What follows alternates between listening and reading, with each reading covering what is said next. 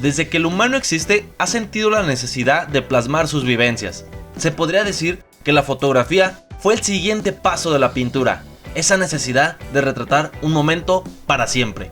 Todo comenzó en el siglo IX. El matemático árabe Abu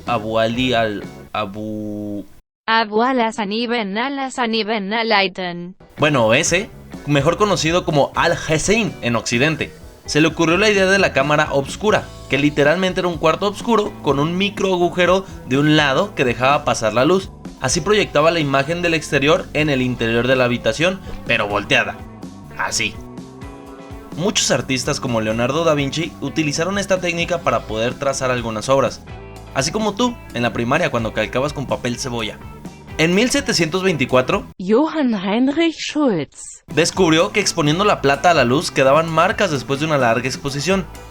Schulz encontró la manera de grabar las imágenes en una superficie. Lo malo es que solo duraban un corto periodo de tiempo, después se desvanecían. Pero en 1826 se logró retratar lo que hoy se considera la primera fotografía de la historia.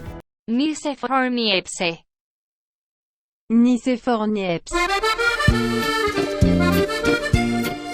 que se le considera el padre de la fotografía, logró con una exposición de 8 horas esto. Lo que estás viendo es el palco de su laboratorio. Su invento llegó a los oídos del artista francés Louis Daguerre, que desarrolló el daguerrotipo. El daguerrotipo era una placa de plata que permitía una imagen más nítida que con el papel.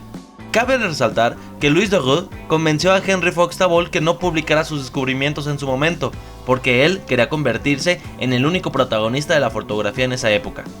El daguerrotipo fue distribuido en masa en 1838. El gobierno francés apoyó a Louis Daguerre con subsidios y esto significó el impulso al primer uso comercial de la fotografía. Desafortunadamente, este proceso aún requería todo un cuarto oscuro donde se tomara la fotografía y el proceso de exposición llegaba a ser hasta de 15 minutos. Y sí, esto significaba estar 15 minutos parado enfrente de una cámara sin moverte.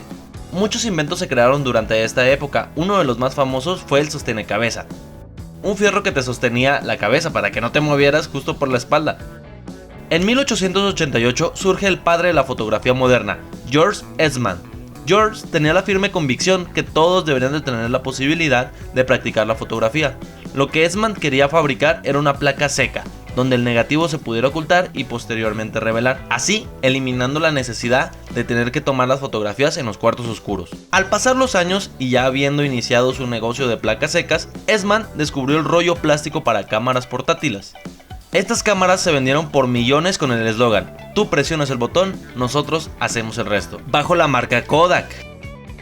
Eastman junto a Kodak fueron responsables que la fotografía fuera un pasatiempo universal.